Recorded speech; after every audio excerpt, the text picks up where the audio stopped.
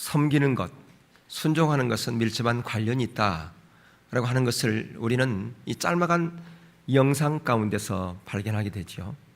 근데 그 사랑의 근원은 결국 예수 그리스도의 십자가에서부터 시작되었다라고 하는 것을 봅니다. 바로 그 제수들을 위해서 섬겼던 그 섬김은 바로 그 사람들의 마음을 자유케 했고, 또한 그 섬겼던 그 사람의 진정한 행복을 가져왔을 뿐 아니라 그 사랑의 출발점은 한 사람의 기도였습니다. 바로 예수 그리스도의 사랑을 입은 자의 기도로부터 시작되었던 것을 우리가 보게 되죠. 진정으로 우리가 이웃을 사랑하는 그 사랑도 바로 기도로부터 시작되어지는 것을 보게 됩니다. 그런데 그 기도가 단순히 기도로만 끝나는 것이 아니라 바로 그것이 섬김으로, 순종으로, 행동으로 옮겼을 때에 그것이 열매로 맺혀지게 된다고 하는 것이죠. 그렇기 때문에 결론적으로 말하면 진정한 사랑의 열매는 순종이다, 섬김이다 라고 하는 것입니다. 그리고 그렇게 순종하고 그렇게 섬길 때에 세상이 줄 수 없는 진정한 행복을 경험한다라고 하는 겁니다. 내가 섬기는데, 내가 어떤 사람을 위해서 헌신하는데 그것 때문에 내가 힘들고 불편하다면 그것은 사랑으로 하지 않기 때문에 그렇다라고 하는 겁니다.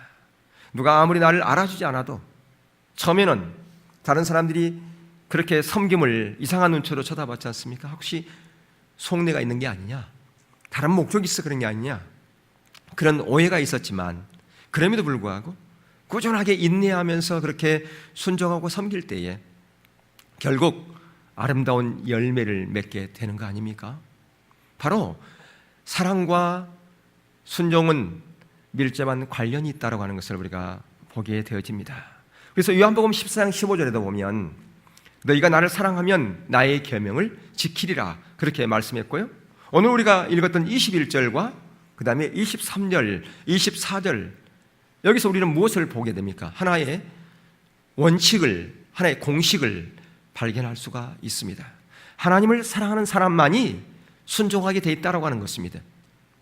하나님을 사랑하는 자만이, 물론 하나님을 사랑하지 않는 사람도 순종할 수 있어요. 근데 그것은 하나님의 관점에서의 순종이냐 아니면 사람들의 관점에서 순종이냐 그걸 보라는 겁니다. 진정으로 하나님을 사랑하는 자만이 하나님의 관점에서의 순종이 가능하다라고 하는 것을 우리가 보게 되고요. 또 하나는 하나님을 사랑하지 않는 사람은 그렇기 때문에 그 순종도 진정한 순종이 될 수 없다라고 그렇게 말을 할 수가 있고요. 또 하나는 하나님께 순종하는 사람은 진정 하나님을 사랑하는 자다. 예요. 그 사랑의 열매가 순종으로 나타나기 때문이야 라고 이렇게 말할 수가 있습니다. 그리고 마지막 네 번째, 하나님께 순종하지 않는 사람은 결국 하나님을 사랑하지 않기 때문에 섬김의 자리로, 희생의 자리로, 헌신의 자리로, 순종의 자리로 가지 않는다라고 하는 것입니다. 입술로는 내가 사랑한다고 얘기해요. 입술로는 100번, 1000번 사랑한다고 얘기해요. 그러나 사랑은, 행동이 수반되지 않는 사랑은 그것은 하나의 립 서비스에 불과하다고 하는 겁니다. 하나님은 그것을 우리의 입술의 고백을 듣기를 원하시는 것이 아니라 하나님은 우리의 행동의 고백을 듣기를 원하시는 분이 하나님이세요. 여러분, 사람 관계에도 맨날 사랑한다고 해요.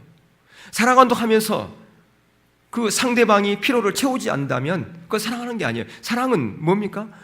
상대방의 필요를 채우는 것이 사랑이에요. 그렇죠? 예. 상대방의 필요가 있을 때 그 필요를 채우는 것이 진정한 사랑이다 그 말입니다. 근데 그 필요를 채우는 것은 내 행동이 없이는, 내 섬김이 없이는, 내 헌신이 없이는, 내 순종이 없이는 절대로 상대방의 필요를 채울 수가 없다. 사랑의 전달은 바로 순종을 통해서만이 전달될 수 있다고 하는 것입니다. 여러분, 왜 그러면 순종과 사랑은 뗄래야 뗄 수 없는 밀접한 관련이 있는가요? 이것은 우리의 신앙의 핵심이기 때문에 그렇습니다. 바로 우리의 신앙의 주된 요소이기 때문에 그랬어요. 우리가 잘 아는 신앙의 본질이기 때문에 그렇습니다. 바로 신앙의 본질이라고 하는 것은 하나님을 경외하는 삶이요, 하나님을 경외한 삶이라고 하는 것은 하나님 중심적인 삶이라 그렇게 얘기할 수 있어요. 다시 말하면 하나님의 온전한 통치를 받는 삶이다 라고 그렇게 얘기를 할 수 있습니다. 하나님의 온전한 통치를 받는 삶, 하나님을 경험하는 삶, 하나님 중심적인 삶이 되려면 하나님을 사랑하는 것과 순종하는 것이 같이 가야 우리가 하나님을 경외할 수 있고 하나님 중심적인 삶이 가능하고 하나님의 온전한 통치를 받는 삶이 가능하다라고 하는 것입니다. 그렇기 때문에 이게 우리의 신앙의 핵심이에요. 신앙의 본질이다 그 말입니다. 신앙의 주된 요소라 그렇게 얘기를 할 수가 있을 거예요. 자, 그래서 우리는 하나님의 주권적인 통치를 받는 삶이라고 하는 그 의미를 우리는 살펴볼 필요가 있는데요. 하나님을 경험한 삶을 썼던 그 헨리 블리카이 목사님이 이 부분에서 아주 자세하게 설명해 놓고 있어요.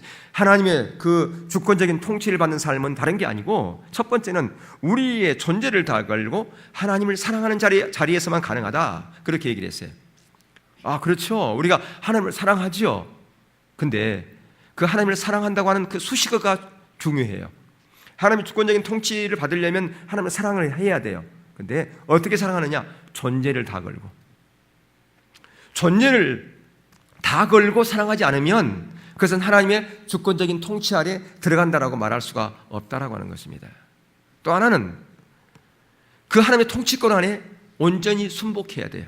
통치권 안에 순복하지 않으면 그것은 하나님의 통치권에 들어갔다라고 말할 수가 없고요. 세 번째는 주님과 실질적인 그런 관계를 통해서 하나님을 경험해야 돼요. 날마다 하나님을 경험해야 돼요. 근데 어떻게 경험해야 되느냐? 하나님과 친밀한 사랑의 교제를 통해서 하나님은 인격체이기 때문에 성령님이 우리 안에 계시기 때문에 내주하는 성령님과 친밀한 사랑의 교제를 통해서 하나님을 경험하는 삶을 살아야 하나님의 주권적인 통치 아래 들어가는 삶이 가능하다 그 말이에요. 그리고 마지막으로 우리는 하나님의 완전히 의지를 해야 돼요. 하나님을 신뢰하고 하나님만 의지하는 삶을 살아야 하나님의 주권적인 통치 아래 사는 삶이에요.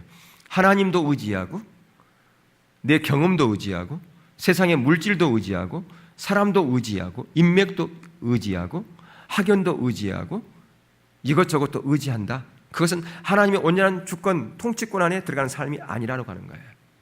그러니까 하나님만 전적으로 의지하는 삶.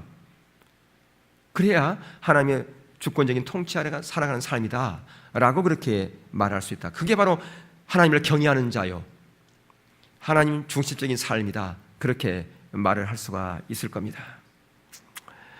여러분, 우리가 하나님을 사랑하는 것, 하나님의 통치권 안에 손복하는 것, 하나님을 의지하는 것, 그거 별로 어렵지 않습니다 그렇게 말하는 사람이 있을 수 있을 거예요.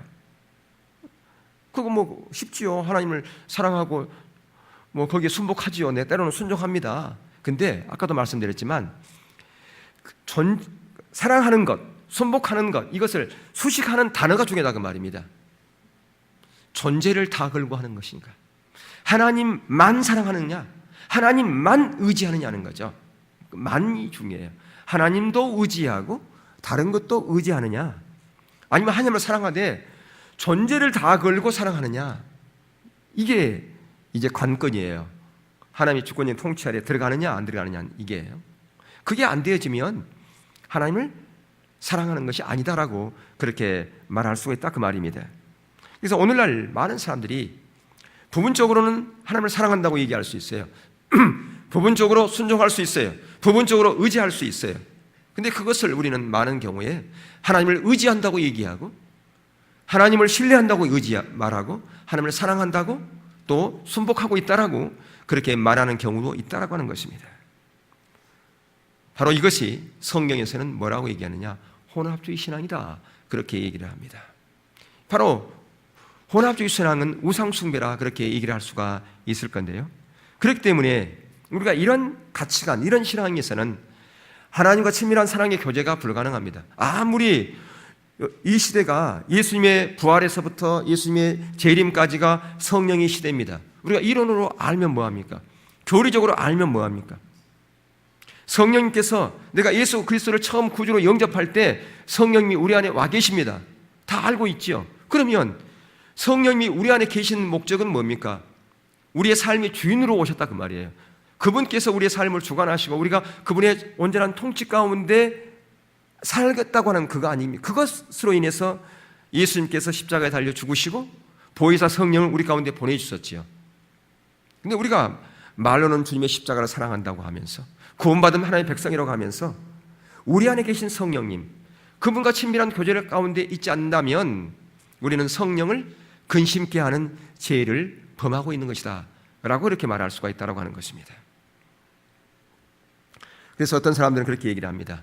아니, 요즘 시대가 어느 시대인데 어떻게 그렇게 존재를 다 걸고 하나님을 사랑할 수 있고, 어떻게 그렇게 순복할 수 있고, 어떻게 하나님만 그렇게 의지할 수 있습니까? 참 지혜롭게 살아야지. 여러분, 성경에서 지혜롭다는 말은 그걸 지혜롭다는 말은 아니에요. 근데 우리는 그냥 우리가 그걸 우리 걸로 받아들이고 해석해가지고 사람이 좀 융통성이 없어, 어떻게 이렇게 지혜롭지가 못하, 앞뒤가 깍깍 막혔나, 요즘 시대에 그렇게 해가지고 어떻게 성공해? 라고 그렇게 얘기를 합니다. 이것은 사단의 속임수예요. 사단의 말입니다. 사단이 우리에게 계속 영향력을 행사하기 위해서 그렇게 하는 거예요. 여러분, 믿는 그리스도에게는요, 사단이 더 이상 지배하지 못합니다. 왜요? 우리는 십자가를 통해서 사단의 결박에서 자유케 되었고 죄의 노예에서 풀려났어요. 그래서 이제는 우리가 하나님을 아바 아버지라고 부르는 하나님의 자녀란 말이에요. 그렇기 때문에 더 이상 사단이 우리를 지배하지 못합니다. 그런데 우리에게 영향력을 행사할 수는 있어요. 무엇으로 영향력을 행사합니까? 이런 말 통해서, 이런 속임수를 통해서, 그래, 요즘 그렇게 사는 사람이 어딨나, 그러면 성작에 이런 말을 퍼뜨려가지고 우리를 속이고 있어요. 그래, 적당하게, 그래, 당신 그 정도면 신앙생활 잘하는 거야. 요즘 와서 당신같이 그렇게 헌신하는 사람이 어디 있어? 잘하고 있어. 적당하게 그렇게 신앙생활 하도록 누가 계속해서 부추기느냐? 사단이 그렇게 부추기고 있어요. 만약에 여러분들이 그런 말을 한다면 내가 지금 사단의 속임수에 놀아나고 있다, 그 영향력 가운데 있다라고 생각하시면 된다 그 말이에요. 사단은 계속해서 우리가 하나님의 자녀로서 온전한 삶을 살아가지 못하도록 계속 우리를 방해합니다. 왜요? 그래야 하나님의 생명이 우리 가운데 끊어지고 하나님의 열매가 맺는 그런 삶을 못 살게 되거든요. 그래서 사단은 계속해서 우리를 속인다라고 하는 것입니다. 그래서 여러분들이 이러한 부분들을 분명히 알아서 내가 어떻게 신앙생활을 해야 하고 내가 이 시대에 어떻게 내가 가야 되는지를 분명히 알 필요가 있어요. 성경의 말씀이 어떤 말씀이고, 그리고 내가 어떻게 그렇다면 그 삶을 살아야 될 것인가 고민하면서 은혜를 구하고 결단하는 그런 자리에 가야 돼요. 여러분, 선별적인 순종은 불순종과 같다고 하는 것을 우리는 사울 왕이 아말렉과의 전쟁에서 우리는 그것을 잘 알 수가 있습니다. 사무엘상 15장에 보면, 거기 보면 하나님께서 아말렉 전쟁하면서 사울 왕에게 명령했어요. 살아있는 모든 것을 다 진멸하라는 것이죠. 다시 말하면 그 모든 죄의 싹을 다 없애버려라 그런 거예요. 우리가 보면 이걸 처음에 저는 이런 성경을 보면, 야, 하나님께서 어떻게 그렇게 잔인하게 그렇게 죽일 수 있을까, 그렇게 생각을 했었어요. 하나님께서 그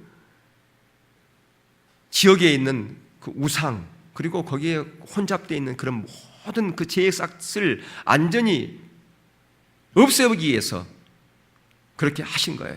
자, 거기 보면 지금 가서 아말렉을 쳐서 그들의 모든 소유를 남기지 말고 진멸하되 남녀와 소와 젖 먹는 아이와 우양과 낙타와 나귀를 죽이라 하셨나이다 하니, 예, 그러니까 하나님께서 사울 왕을 통해서 아말렉을 심판하게 하신 거였어요. 근데 어떻게 했습니까? 사무엘상 15장 8절에서 9절에서 보세요. 거기 보니까 아말렉의 사람 왕 아각을 사로잡고 다 죽였는데 누구만 살려놨어요? 왕 한 사람 다 살려놨어요. 그리고 그의 모든 백성을 진멸하였으되 사울과 백성이 아각과 그의 양과 소의 가장 좋은 것 또는 기름진 것과 어린 양과 모든 좋은 것을 남기고 진멸하기를 즐기 아니하고 가치 없고 하찮은 것은 진멸하니라. 그러니까 값지고 좋은 것은 남겨두고 하찮은 것은 다 진멸했어요. 그러니까 그는 당연히 하나님께 순종했다고 생각을 했어요. 퍼센트로 따지면 90%가 훨씬 넘어요. 학점으로 따지면 A 플러스입니다. 여러분, 학교에서 제일 좋은 점수가 대학교에서 뭐인가요? A 플러스예요. A 플이거든요. A 플러스 하면 잘 된 거 아니에요? 이 정도면 됐지 뭘 바래라고 생각할 수 있어요. 퍼센트로 따지면 A 플러스가 넘는 그런 점수라고 그렇게 얘기할 수 있어요. 그래서 사무엘상 15장 13절에 보면 그는 자랑스럽게 여겼어요. 사무엘이 왔을 때 사무엘이 사울에게 이른적 사울이 그에게 이르되 원하건대 당신은 여호와께 복을 받으소서 내가 여호와의 명령을 행하였나이다 하니 그는 지금 자랑스럽게 여기는 겁니다. 사무엘 선지자, 당신은 참 복된 사람입니다. 왜? 나를 만났기 때문에. 나 같은 왕을 만났기 때문에 당신은 복된 사람입니다. 내가 하나님의 명령을 다 순종했습니다. 지금 자랑스럽게 지금 그렇게 얘기하고 있지 않습니까? 지금 그렇게 얘기하고 있어요. 근데 하나님은 그의 불순종을 탄식하고 있습니다. 그러면서 그 사울 왕을 왕으로 세운 것을 후회했어요. 자, 10절, 11절을 한번 보겠습니다. 거기서 이제 그를 버리기로 작정했는데 그 버리기로 작정한 그 하나님의 말씀을 듣고 사무엘 선지자가 어떻게 행동을 취했는가 보세요. 여호와의 말씀이 사무엘에게 임하니라 이르시되 내가 사울 왕을 왕으로 세운 것을 후회하노니 그가 돌이켜서 나를 따르지 아니하며 내 백성을 행하지 아니하였음이니라 하신지라. 사무엘이 근심하여 온 밤을 여호와께 부르짖으니라. 지금 무엇이 문제였나요? 이 사울 왕이 지금 퍼센트로 따지면 90%가 넘는 그런 순종을 했어요. 그 정도면 됐지. 하나님 좀 마음을 좀 너그럽게 쓰세요. 우리가 그렇게 얘기할 수 있어요. 무엇이 문제인지를 우리가 하나 둘 살펴볼 필요가 있어요. 뭐가 문제였는가? 바로 선별적인 순종이 문제였다고 제가 말씀을 드렸는데요. 자, 이 말은 우리가 100% 완전히 순종해야 그걸 순종이다. 이 말은 절대 아니에요. 왜요? 우리가 100% 순종할 사람은 이 세상에 아무도 없습니다. 완전 무결하게. 물론 있을 수 있겠지만 중요한 것은 하나님께서는 무엇을 이 완전한 순종이라 그렇게 얘기하느냐 하면 우리의 중심을 보세요. 만약에 내가 하나님의 그 명령을 따라서 순종하다가, 그러니까 짐승을 이렇게 죽이다가 때로는 숨어버린 게 있겠죠. 의도적인 아닌데 다 진멸하려고 마음을 먹었어요. 그런데 때로는 숨는 사람이 있을까요, 없을까요? 도망간 사람이 있을까요, 없을까요?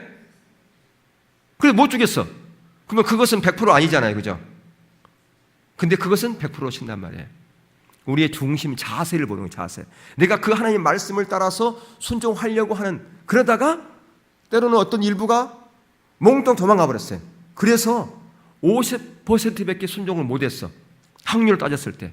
그런데 내가 그렇게 하려고 최선을 다한, 끝까지 그렇게 한 그것을 보고 하나님은 너는 50%밖에 순종 안 했어. 그게 아니라 너는 100% 순종했다. 그렇게 한다 그 말이에요. 그 순종의 의미를 아시죠? 우리의 마음 중심을 보신다고요, 하나님께서는.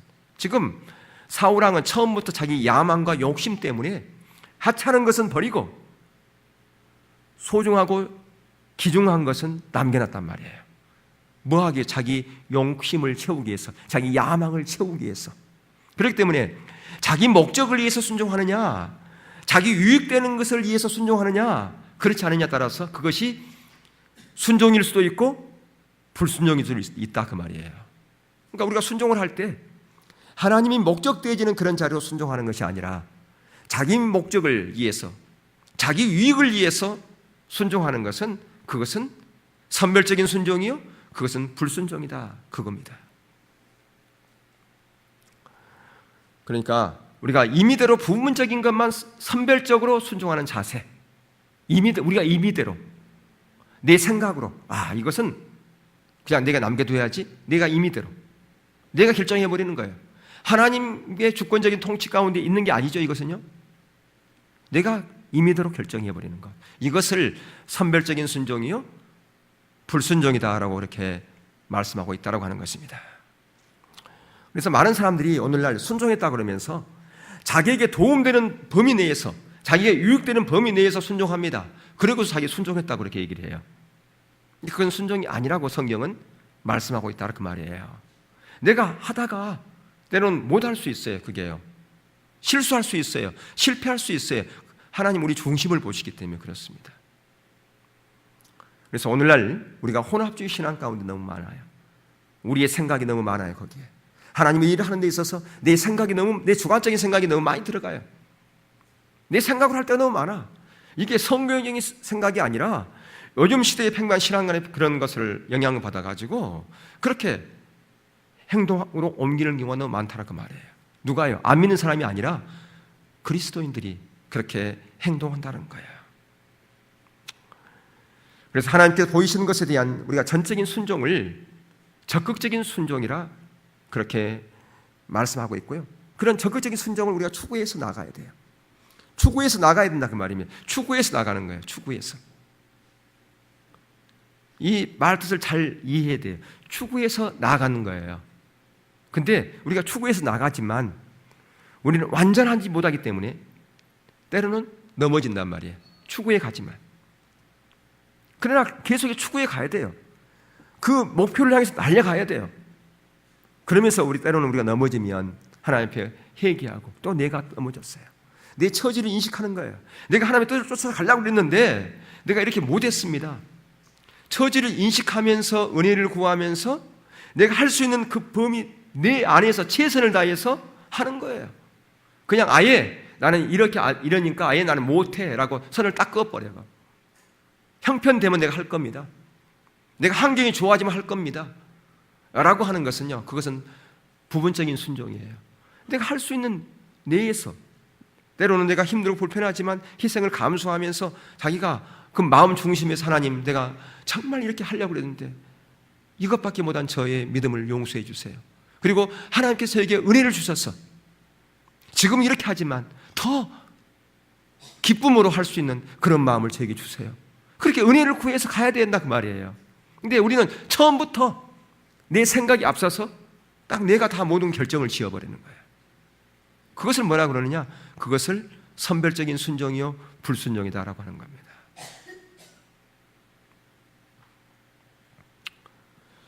물론 우리가 하나님께 나라에 갈 때까지 계속해서 이런 부분은 추구해 가야 되는데, 그래서 성경은요 마태복음 5장 48절에 이런 말씀이 있어요. 그러므로 하늘에 계신 너희 아버지의 온전하신 것 같이 너희도 온전하라. 아버지가 온전함 같이 우리도 온전하래요. 여러분, 하나님처럼 온전한 사람이 있어요 없어요? 또 이런 말씀도 성경에 있어요. 내가 거룩하니 너도 거룩하라. 여러분, 하나님처럼 거룩할 수 있는 분 계시나요? 이것은 우리의 최종 목표입니다. 우리가 언젠가는 하나님처럼 거룩한 그 날이 올 겁니다. 하나님과 같이 그런 온전함이 이루어지는 그 날이 올 거예요. 언제 그런 날이 올까요? 우리가 죽어서 주님의 품에 갔을 때. 이게 영화라고 그래요, 영화. 그래서 이게 우리의 최종 목표예요.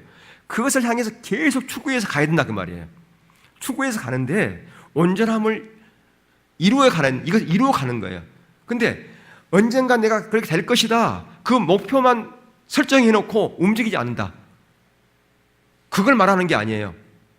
계속해서 추구해 가라고. 그래서 구원을 이루라. 그렇게 말씀하고 있잖아요. 계속해서 뭐 하라는 겁니까? 성화의 과정을 통해서 구원을 이루어가는 거예요. 날마다 주님의 형상으로 변화되어 가는 거예요. 처음에는 1단계밖에 안 되는 거예요. 2단계, 3단계, 4단계. 그게 단계가 100이라면 우리가 이 땅에서 하면 얼마나 하겠습니까? 저는 보기에 10단계도 못 올라갈 것 같아요. 아주 작은 단계에서. 근데 어떤 사람들은요, 자기가 좀 한 7단계 정도 왔어요. 그런데 4단계가 보니까 저 밑에 있거든요. 그러니까 상대적인 의를 가지고 평가해요. 상대적으로 나는 이런 사람이다라고. 무서운 거예요. 그래서 성경에서는 함부로 판단하지 말라고 그랬잖아요. 예수님도 판단하지 않았어요. 오직 판단하신 분은 누구예요? 하나님밖에 없어요. 근데 우리는 너무나 많게 상대적인 의를 가지고 내가 5단계에 있는데 3단계에 있는 사람 이것밖에 안 된다고 이렇게 얘기를 해요. 하나님 편에서 보면 참 우스운 거 아닙니까? 도토리 키재기 하는 거라 그 말이에요. 어떻든 간에 우리가 온전함을 이루어 가는데 그것은 하늘나라에 갔을 때 그게 가능하겠지만, 그러나 중요한 것은 그것을 이루어 가야 되는데 우리가 순종하는 자리로 안 가면 그 온전함의 자리로 이루어 가는 것이 불가능해요. 그게 언젠가 그 우리의 최종 목표이지만 그 목표를 향해서 우리는 추구해서 달려가야 한다 그 말입니다. 사도 바울이 빌립보 3장에서 그의 그 목표, 그게 있었죠. 그 목표를 향해서 계속 달려갔다고 그랬습니다. 그냥 있는 게 아니라 바로 하나님을 더 알기 위해서, 하나님의 형상으로 닮아가기 위해서 그는 계속 추구해서 갔던 것을 보게 되어지죠. 그래서 사도 바울은요, 그가 이 온전함을 명령하고 있어요. 명령, 온전함 이 부분을 어디서 그런가 볼까요? 에베소 4장 11절 13절에 보면 거기 보세요. 예. 그가 어떤 사람은 사도로, 어떤 사람은 선지자로, 어떤 사람은 복음 전하는 자로, 어떤 사람은 목사와 교사로 삼으셨으니 이는 성도를 온전하게 하며 봉사일을 하게 하며 그리스도의 몸을 세우려 하심이라. 우리가 다 하나님의 아들을 믿는 것과 아는 일에 하나가 되어 온전한 사람을 이루어 그리스도의 장성한 분량에 충만한 데까지 이르리니. 지금 여기 보면 12절에 이는 성도를 온전하게 하며 그랬어요. 우리에게 직분을 준 것은, 우리를 일꾼 삼으신 것은, 왜 우리 가운데 사명을 주고 일꾼을 삼으셨는가? 하나님의 자녀로 불렀는가? 그것은 성도를 뭐하게 하는 거예요? 온전하게 하는 거예요. 다시 말하면 교회를 세우는 거다 그 말이에요. 교회가 세워가는 거예요. 왜 교회를 세워야 됩니까? 예수님이 교회의 머리이기 때문에 그렇습니다. 우리의 섬김을 통해서, 우리의 헌신을 통해서 성도가 세워지는 거예요. 다시 말하면 주님의 몸이 세워지는 거다 그 말입니다. 주님의 몸을 세우는 거예요. 여러분들이 교회에서 헌신하고 봉사하고 기도하고 등등 여러 가지 헌금 드리고 하는 것은 그리스도의 몸을 세우는 것이요, 더 나아가서 하나님 나라를 세우는 거라 그 말이에요. 결국 그것은 하나님 나라를 세우는 것일 뿐 아니라 결국 그것을 여러분들이 다 나중에 하늘나라에서 받는 상급과 연결되는 거예요. 그건요, 결국은 그게 의의 행실이에요. 여러분, 의의 행실은 우리의 세마포예요. 성경에서 의의 행실이 우리의 세마포하고 같은 연결되거든요. 그리스도의 신부는 무슨 옷을 입고 신랑을 맞이합니까?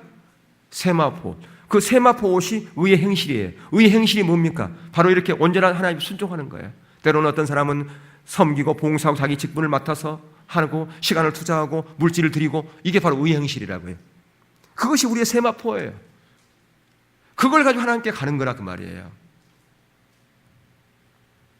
그래서 성도를 온전하게 됐을 때만이 거기서 봉사 일을 하게 하며 그리스도의 몸을 뭐 한다고요? 세우려 하심이라 라고 이렇게 말씀하고 있는 것을 볼 수 있어요. 그래서 우리 모두가 다 온전한 사람이 되어서 그리스도의 장성한 분량에 충만한 데까지 이르러 가야 된다 그 말이에요. 그게 바로 저와 여러분들이 목표입니다. 그게요, 우리들이 해야 될 몫이라 그 말입니다. 또한 골로새 1장 28절 29절에 보세요. 바울은 각 성도를 온전하게 세우려고 그의 모든 힘을 쏟았다고 이렇게 고백하고 있죠. 우리가 그를 전파하여 각 사람을 권하고 모든 지혜로 각 사람을 가르침은 각 사람을 그리스도 안에서 완전한 자로 세우려 함이니 이를 위하여 나도 내 속에서 능력으로 역사하시는 이의 역사를 따라 힘을 다하여 수고하노라. 바울이 힘쓰고 애쓰고 수고한 것은 각 성도가 온전하게 세워지기 위해서, 온전함을 위해서 그가 수고했다라고 그렇게 말씀하고 있어요. 거기서 고백하고 있어요. 때로는 여러분들에게 어떤 부분을 아까도 제가 강구하면서 VIP 이렇게 여러분들이 정하라고 그러잖아요. 그것이 여러분들이 온전함으로 세우는 거예요. 그게 여러분이 때로는 성경 읽고 큐티하고 묵상하고 그렇게 하라고 그러잖아요. 그게 결국은 뭡니까? 여러분이 온전함의 자로 가게 하는 거예요. 그런 책임이 누구에게 있어요? 저에게 있죠. 제가 그런 역할을 해야 되지 않습니까? 누가 하겠습니까?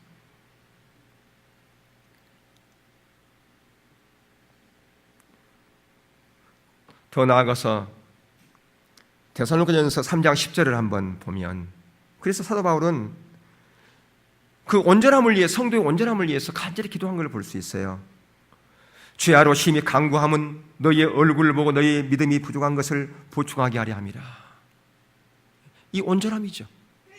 온전함. 우리가 모든 신앙생활 하는 데 있어서 주의 형상으로 변화되어지고 믿음이 자라나고 이 모든 것이 다 온전함으로 나가는 겁니다. 이게요. 온전함을 이루는 거라 그 말이에요. 그래서 우리가 온전함의 의미를 바로 알 필요가 있어요. 온전함의 의미가 뭐냐?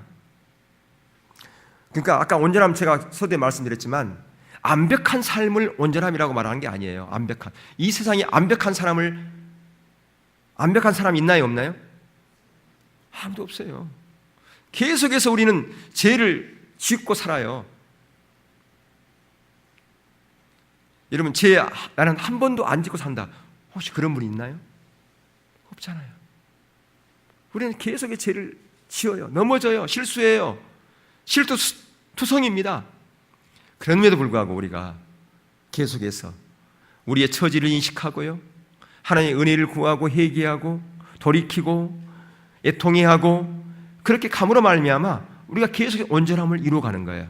우리가 온전함을 이루어가는 것은 무엇을 통해서요? 성령의 비추심을 통해서 나의 모습을 보고서 내가 처지를 인식하고 하나님, 내가 이것밖에 안 돼요.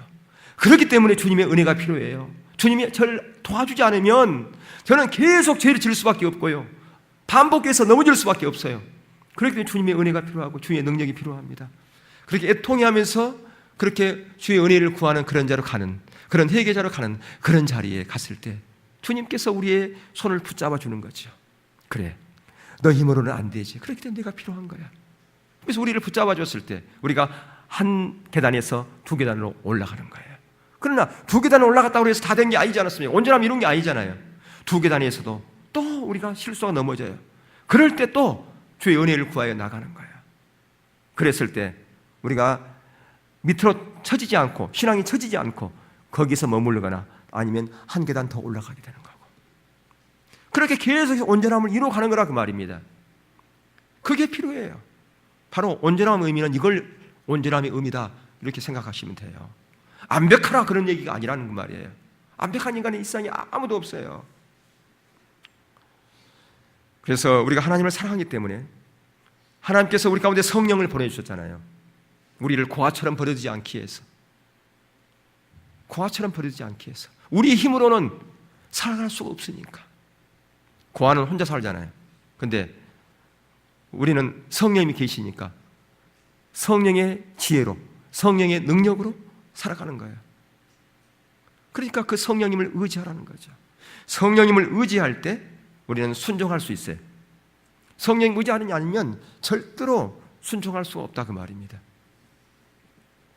요한복음 15장 9절 10절 한번 보겠습니다. 거기 보면 아버지께서 나를 사랑하신 것 같이 나도 너희를 사랑하였으니 나의 사랑 안에 거하라.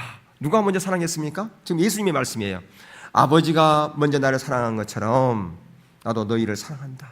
그러니까 하나님이 예수님을 사랑한 것처럼 그렇게 사랑해서 예수님이 아버지 안에 거했단 말이에요.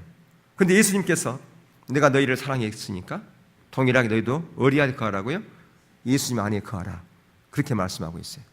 그게 지금 여러 번 강조하지만 요한복음 15장에서의 그 포도나무 비유 지금 얘기하고 있잖아요. 포도나무 비유에서 얘기하고 있죠.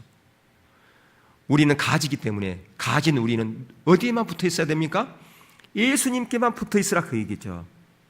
주님 안에 거하라는 거죠. 그것도 주님의 뭐 안에 거하라? 사랑 안에 거하라 그 말이에요. 사랑 안에. 주님의 십자가의 사랑 안에 거하라. 10절 보겠습니다. 내가 아버지의 계명을 지켜 그의 사랑 안에 거하는 것 같이 너희도 내 계명을 지키면 내 사랑 안에 거하리라. 다시 말하면 주님의 사랑 안에 거할 때 온전한 순종이 가능하고 그 순종했을 때 주님을 더 사랑하는 자리에 가게 된다 그 말이에요. 예, 이게 선순환입니다. 하나님을 사랑하게 되면 순종한 자로 가게 되고 순종한 자로 가게 되면 더 주님을 사랑하게 되고, 이게 선순환이에요. 그래서 주님께서는 내가 너희들을 사랑한 것처럼 내 사랑 안에 거하고, 내 사랑을 진정으로 안다면, 십자가 사랑을 진정으로 너희들 안다면 순종하게 돼 있다 그 말씀을 하고 있다 그 말이에요. 내가 순종하는 게 열매가 없다면 진단해 봐야 돼. 내가 정말 십자가 사랑 안에 있는가, 주님의 사랑 가운데 있는가, 내가 진짜 사랑이 있는지 없는지를요. 만약 없다면 주의 은혜를 구하는 자로 가야 돼. 주님, 내 삶의 열매를 보니까 순종이 잘 안 돼요. 사랑의 열매가 순종이라고 그랬는데 제가 주님을 사랑하지 않는 것 같아요. 주님을 사랑하는 것도 우리 힘으로 안 된다고 그랬는데 주님께서 우리 가운데 은혜 주지 않으면 주님을 사랑할 수 없다고 그러는데 저에게 주님의 은혜가 필요해요. 주의 은혜를 저에게 부어주셔서 정말로 주님을 사랑하는 그런 자리에 갈 수 있도록 도와주세요. 그렇게 기도하시라고 말이에요.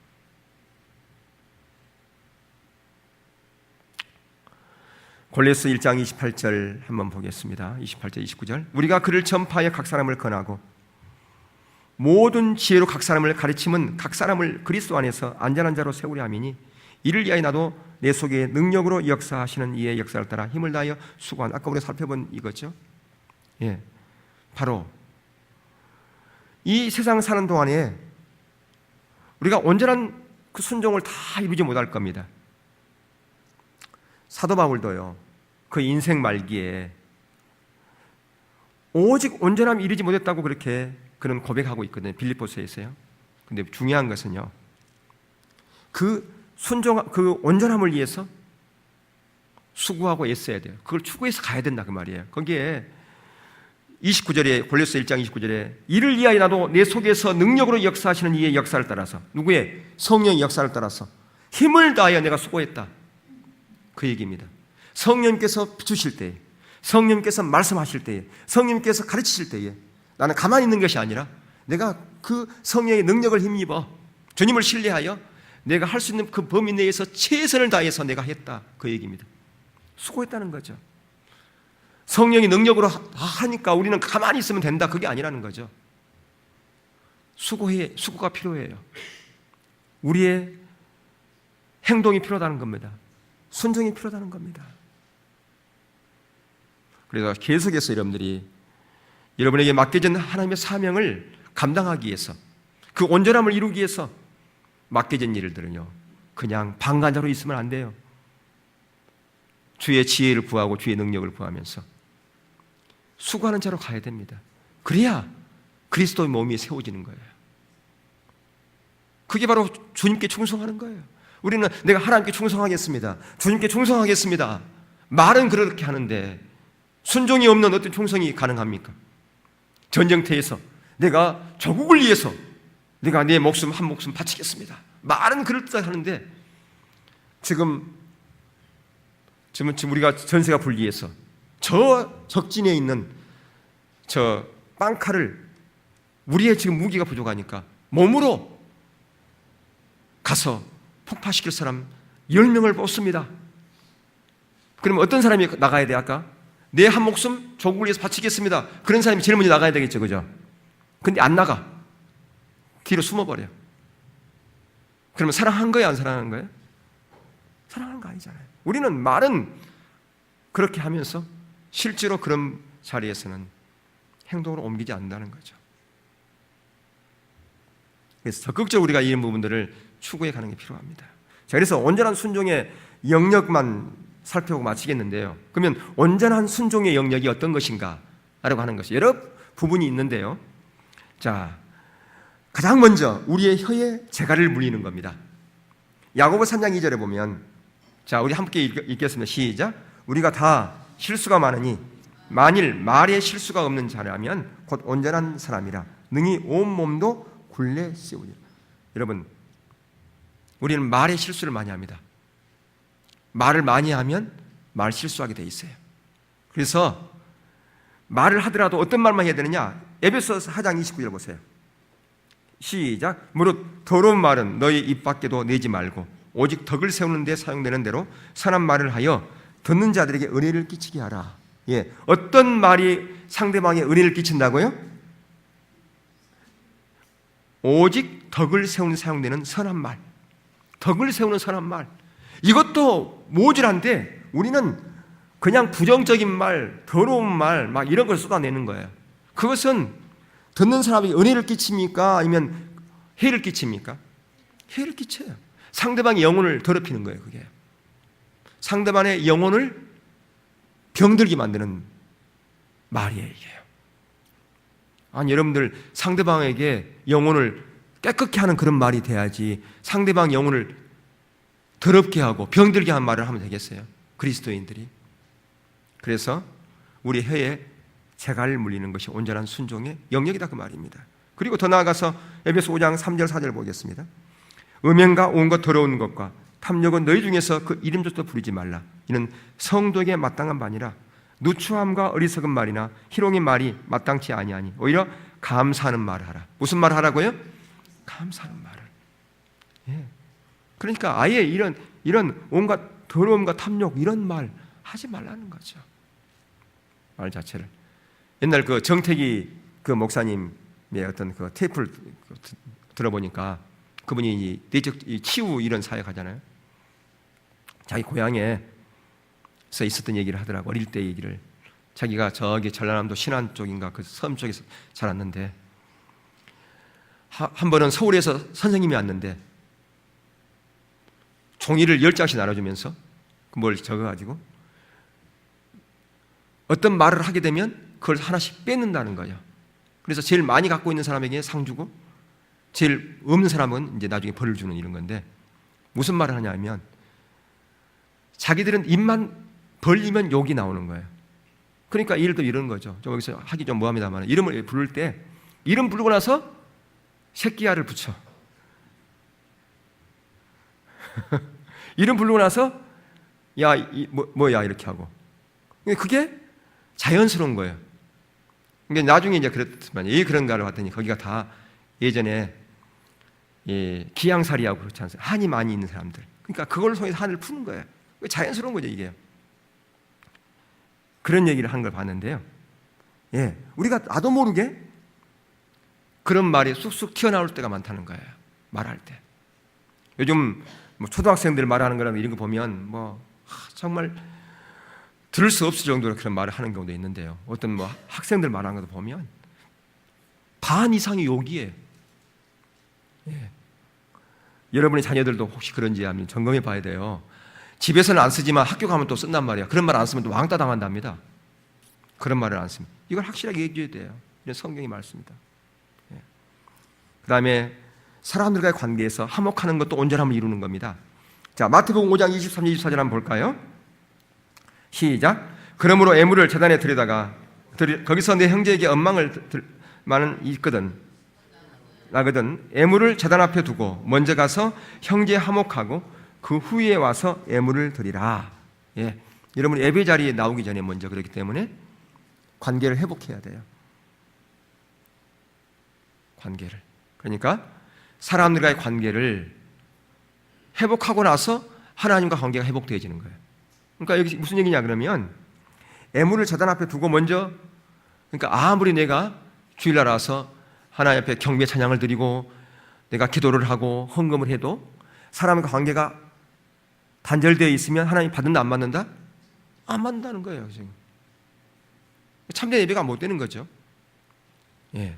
그렇기 때문에 여러분들의 사람과의 관계가 회복되어졌을 때 하나님과 관계, 예배가 회복되어진다라고 하는 거예요. 하나님께서 받으신다는 겁니다. 그래서 히브리서 12장 4절에 14절에서 모든 사람과 더불어 화평함과 거룩함을 따르라. 이것이 없이는 아무도 주를 보지 못하리라. 그렇게 말씀하셨어요. 그리고 하나님 앞에 우리가 하나님과 그 친밀한 사랑의 교제를 위해서 기도하고 또 말씀 보고 하는 거 그거 소리 하면 안 돼요. 그래서 에베소 5장 16절에 세월을 아끼라 때가 악하니라 그렇게 말씀하고 있거든요. 그 다음에 하나님 나라 이웃을 위해서 돈과 시간을 드리는 겁니다. 주님의 몸된 주님의 몸을 세우기 위해서 마태복음 6장 20절 21절 오직 너희를 위하여 보물을 하늘에 쌓아두라. 저기는 좀이나 동록이 해하지 못하며 도둑이 구멍을 뚫지도 못하며 도둑질도 못하느니라. 내 보물이 있는 그곳에는 내 마음도 있느니라. 예. 그러니까 여러분들은 이 땅 가운데 소망을 두면 안 돼요. 어차피 우리는 이 땅에 나그네로 왔어요. 잠시 잠깐 있는 머무는 곳이에요. 이 잠시 잠깐 머무는 곳에 투자하는 사람 봤나요? 잠시 있어. 한 일주일 있을 곳 그곳에다가 영원히 살 것처럼 별장 짓고 거기다 투자하고 그런 사람 있나요? 그런 사람 없어요. 그럼 어디다 투자할까요? 자기가 살 집, 자기 집이 고향, 계속 살 곳, 자기가 거주하는 그곳에 투자하겠죠. 근데 우리가 오늘날 많은 경우에 잠시 잠깐 있는 그 나그네의 삶, 거기에 모든 걸 다 투자하는 사람들이 있어요. 그것은 어리석은 거라 그 말이에요. 결국 우리가 천국에 거기에 소망을 두고 거기에다가 뭐하라? 보물을 쌓아두라. 거기다가 시간을 투자하고 거기에 그것을 위해서 섬기고 거기에서 봉사하고 그것을 위해서 사랑하고 나누고 그렇게 하는 것은 결국은 하늘의 보물을 쌓아두는 것이다. 이 하늘의 보물을 쌓아두라 그랬습니까? 하나님이 돈이 없어가지고요? 그것을 다 우리가 나중에 다 누릴 것이기 때문에 그런 거예요. 우리 것이기 때문에 우리가 누릴, 여러분 노후 생활을 위해서 연금도 들지 않습니까? 그 노후를 위해서 이렇게 한 거잖아요. 근데 그 노후가 내가 생각해 봤어요. 노후를 위해서 이게 하는데 노후가 몇 년 될까? 10년에서 20년, 30년밖에 안 될 것 같아요. 근데 천국에서의 우리의 삶은 그것과 비교가 안 되지 않습니까? 생각해 보세요. 그 시간이 얼마인가요? 그래서 지혜로운 자는 어떤 자가 지혜로운가? 그걸 우리가 볼 필요가 있습니다. 그 다음에 때로는 우리가 선호한 것, 그것을 내려놓는 것, 버리는 것, 그것도 온전함을 이루는 거고요. 또 내 정욕을 부처질하는 것을 내가 단절시키고 듣지 않고 보지 않은 것도 온전함을 이루는 겁니다. 그리고 이거 중요한 것인데 내주하는 성령님과 지속적으로 교제하고 그분과 동행하는 삶을 살기로 추구해 나가는 것, 그게 바로 온전함을 이루는 자리로 가는 거예요. 그러니까 친밀함 가운데 있고요. 또 그리고 계속해서 순종하고요. 순종하는 가운데서 어떤 일이 일어나는가? 하나님의 놀라운 능력의 역사들이 일어나는 거예요. 그래서 성경에 우리가 성령에 관해서 두 가지 죄를 범하지 말라고 그랬지 않습니까? 어떤 죄입니까? 성령을 근심케 하는 죄, 성령을 소멸하는 죄.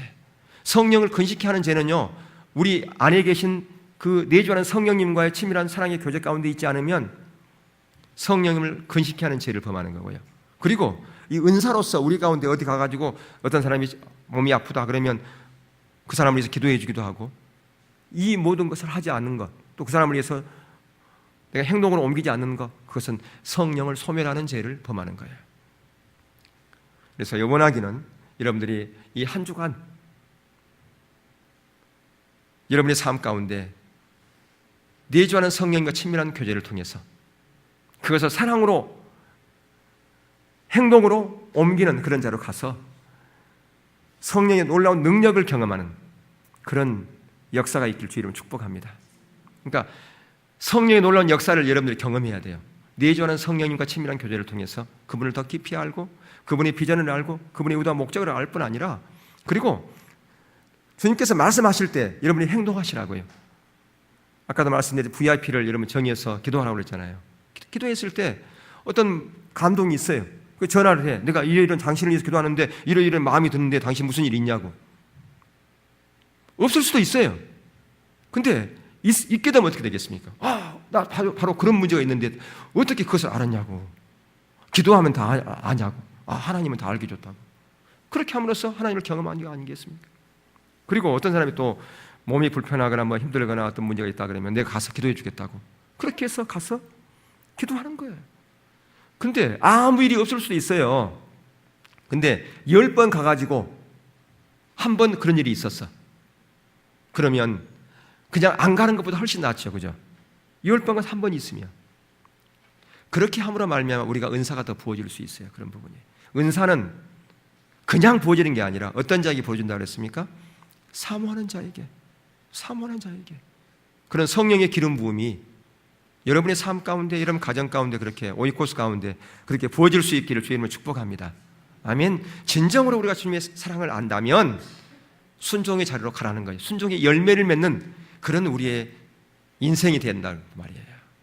원하기는 여러분의 그러한 한 주간의 삶이 그러한 복된 한 주간이 되어질 수 있기를, 열매 맺는 한 주간이 되어질 수 있기를, 사랑의 열매를 맺는 그런 한 주간 되어질 수 있기를 주의 이름으로 축원합니다.